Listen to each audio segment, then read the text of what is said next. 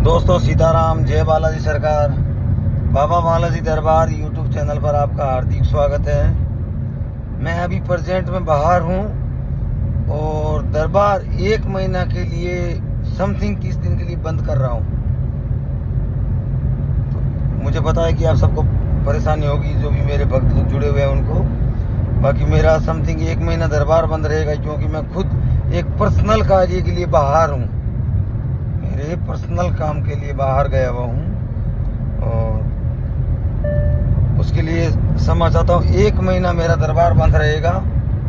तो कोई भी भक्त अगर मेरे दरबार से जुड़ा हुआ हो तो बिल्कुल उस वीडियो को देखें और समझे परिस्थिति, क्योंकि मैं कोई अर्जेंट कार्य के लिए ही निकला हुआ हूँ। तो मेरे को 1 महीना लगेगा।